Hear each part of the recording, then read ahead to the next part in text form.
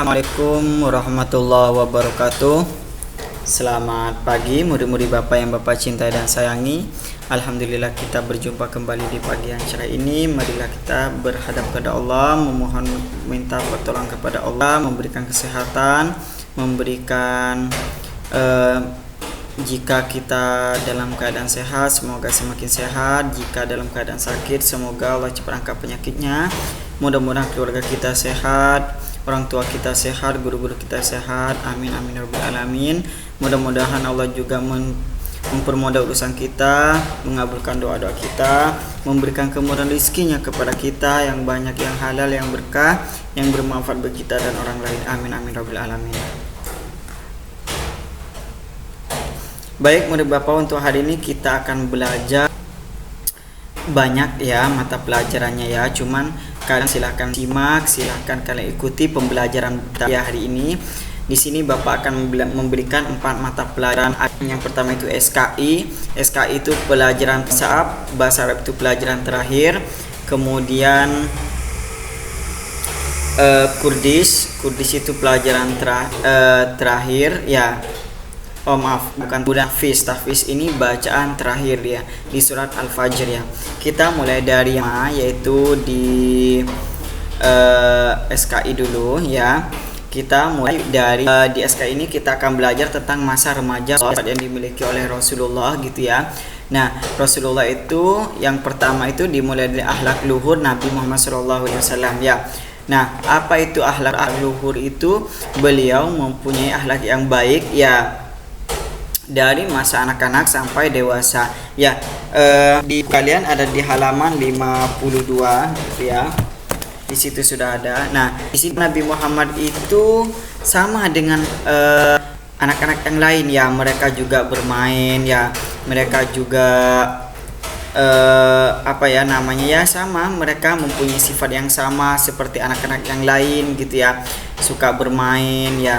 Akan tetapi pada saat anak-anak pun Rasulullah sudah mulai ya menampakkan sifat kenabiannya ya. Mereka Rasulullah itu sangat baik ya, suka menolong orang yang butuh gitu ya. Kemudian Rasulullah itu juga tidak dengki sesama teman. Rasulullah itu juga tidak membenci kepada orang lain atau kepada temannya gitu ya. Rasulullah juga menolong temannya yang sedang membutuhkan gitu ya. Nah, kemudian Rasulullah itu juga mempunyai kasih sayang terhadap sesama ya. Nah, pada saat itu Rasulullah itu masa kecilnya mereka kan Rasulullah kan sudah ditinggal oleh keluarganya, tinggal dia bersama Abu Thalib ya, seorang pamannya pun memperlakukan dia sangat baik ya, seperti anak sendiri gitu ya, meskipun itu adalah seorang ponakan ya. Kemudian Nabi Muhammad itu kehidupannya itu sangat enak ya, meskipun dia bersama dengan orang kafir ya, orang Yahudi ya, maksudnya itu Abu Thalib ya. Dia tetap Rasulullah itu dihargai kehendaknya gitu ya. Keinginan Rasulullah dihargai, bahwa dia tidak ingin menyembah apa yang Abu Thalib sembah gitu ya, karena Rasulullah sudah tahu bahwa itu perbuatan yang salah ya. Nah, kemudian pada saat remajanya ya Rasulullah itu sudah nampak ya beberapa sifat ya. Yang pertama itu dia ya ulat ya, sehingga pada saat dia mulai dari kecil gitu ya sudah bisa mengembala kambing gitu ya. Tuh yang poin A itu menjadi pengembala kambing ya, pengembala kambing milik penduduk di sana ya. Kalau dia mendapatkan upah, maka dia akan memberikan upahnya kepada pamannya gitu ya. Kemudian berniaga ke negeri Syam. Nabi Muhammad itu sudah mulai berniaga ke negeri Syam itu sejak umur 12 tahun gitu ya. Dia ikut Abu Thalib ke negeri Syam ya. Dia belajar berdagang ya, berdagang ke negeri Syam. Kenapa negeri Syam Pak? Karena di negeri Syam itu tempat berniaga yang bagus. Mereka datang ke sana dengan menggunakan menggunakan unta gitu ya, dan rombongannya. Kemudian di sana ya mereka bertemu dengan ahli kitab ya, atau kalau Kalau sekarang itu apa ya namanya, ulama gitu ya, pendeta Nasrani yang bernama Bukhairah ya. Bukhairah itu melihat tanda-tanda kenabian gitu ya. Bukhairah itu melihat di pundaknya ya, di pundak Rasulullah itu ternyata ada tanda gitu ya, ada benjolan ya.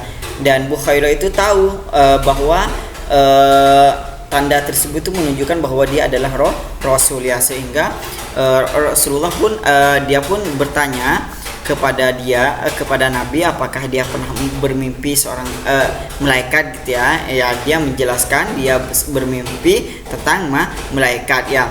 Kemudian Bukhairah itu menyampaikan kepada Abu Thalib ya, dijaga anak ini karena ini merupakan titipan Allah gitu ya.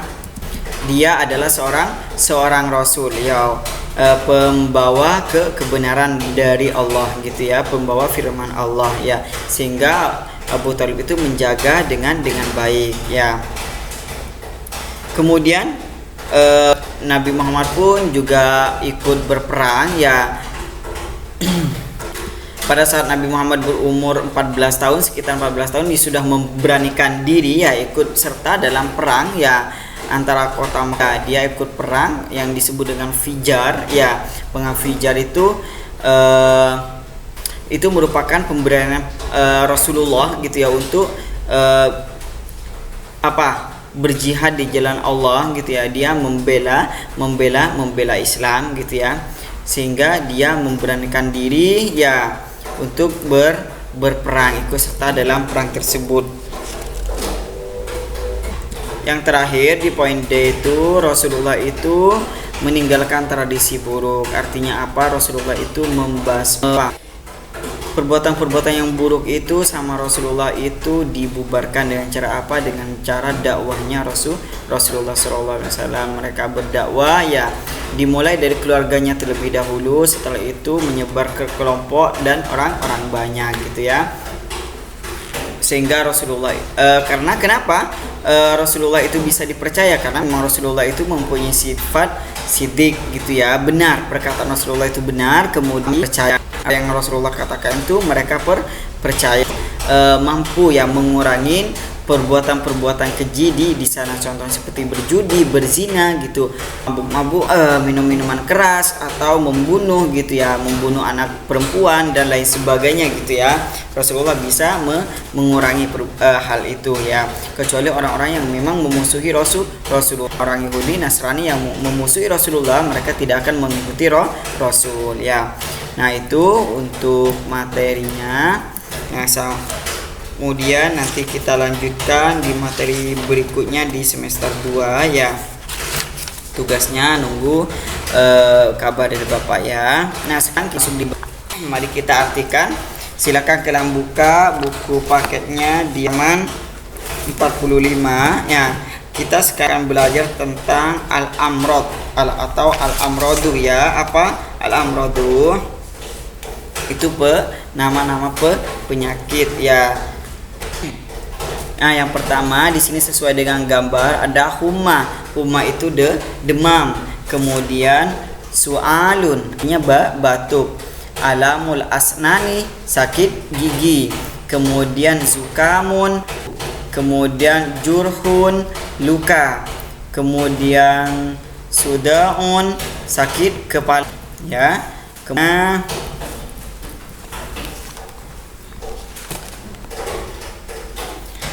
dumalun, ini dumalun nih, bisul.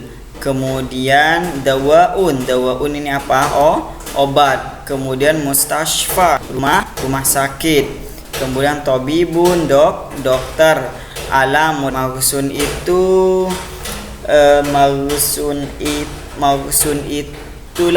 mah ya, mah.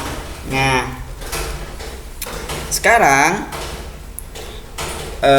sudah kosakatanya. Sekarang Bapak jelaskan. Nah, nih, ketika kalian menanyakan tentang kondisi ya. Nah, nih, ma asobaka ya Khalil ya, asobani demam gitu ya. Kemudian Bapak yang mau jelaskan perbedaan antara ma asobaka sama ma asobaki ya. Nah, karena nanti di soal ada apa perbedaannya Pak? Ma asobakah itu untuk cowok ya, untuk laki-laki. Ma asobakah apa yang kamu rasakan gitu ya. Apa yang menimpamu boleh.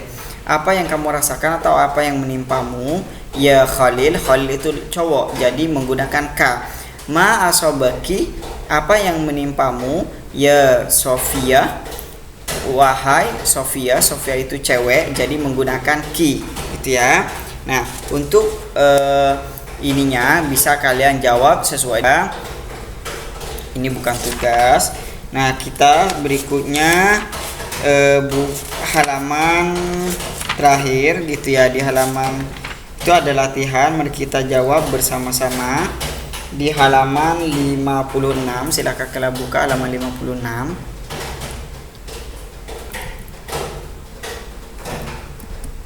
Mari kita jawab bersama-sama ya.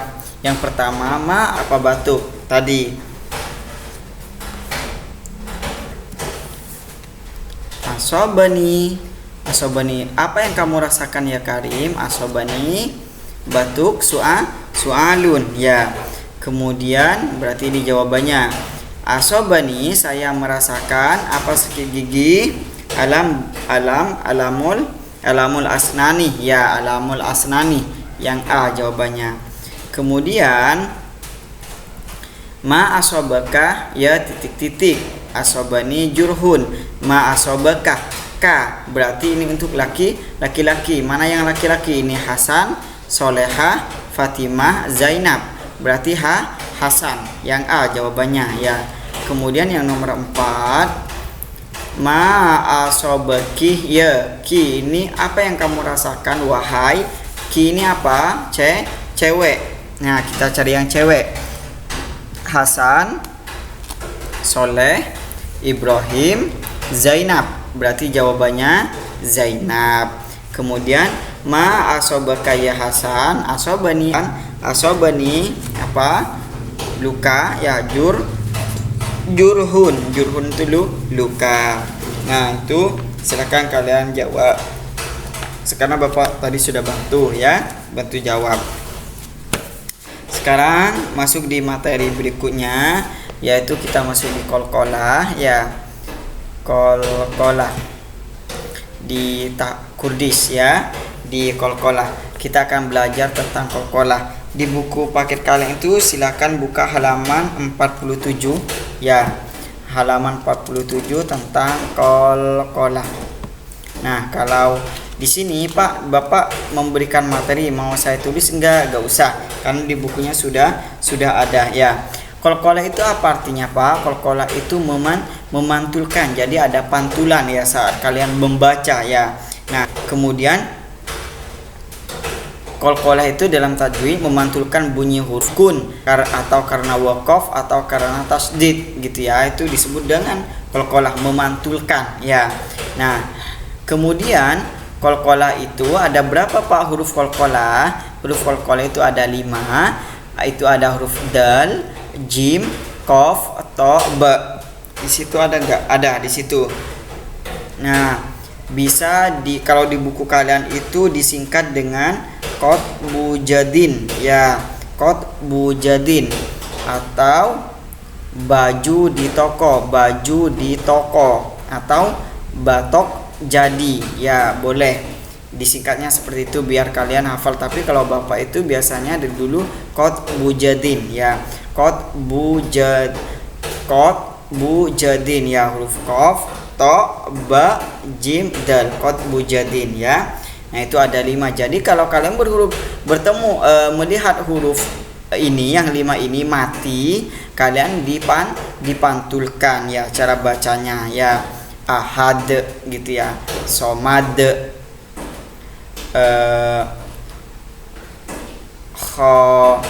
alaq, katab gitu ya. Nah, di sini sebelum kita masuk di contohnya, Bapak akan jelaskan macam-macam kolkolah. Kalau di sini dibagi, pertama itu surah, kemudian yang kedua itu kubro ya. Kalau surah itu tidak lalu keras pantulannya ya, pantulannya itu hanya sedikit ya.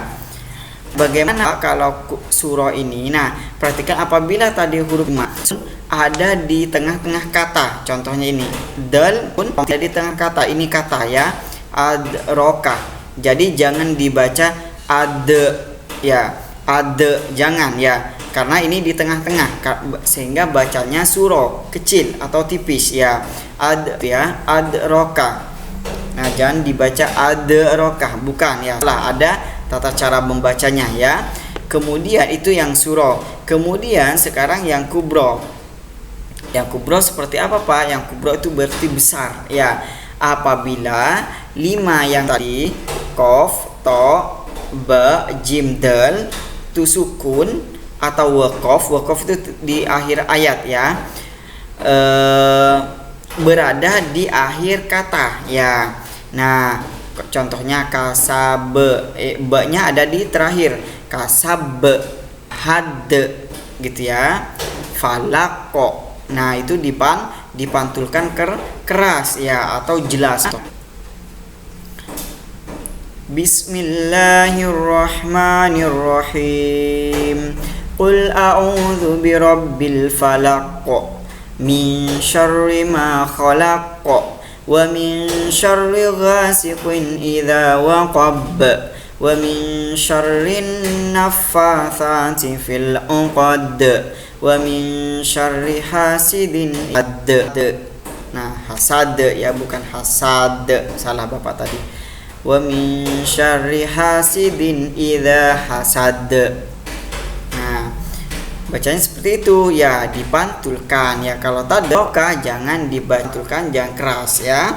Nah, di situ sudah sama contoh-contohnya. Miwar muhim syarri ghasiqin idza waqab. Allahus samad. Qul huwallahu ahad. Was samaa'i dzatil buruj. Itu caranya. Pak, tugasnya apa Pak? Nah, nanti pertemuan berikutnya kalian tugasnya berarti membaca gitu ya, membaca ayat ya, membaca ayat.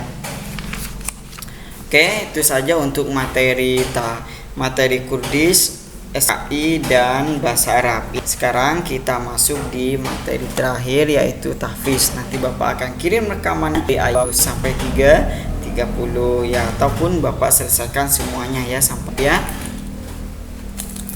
Nah, nanti kalian store ya, mau store boleh, gak store pun gak apa-apa, yang penting pas kita uji ya. Oke, terima kasih atas perhatiannya. Bapak ucapkan wassalamualaikum.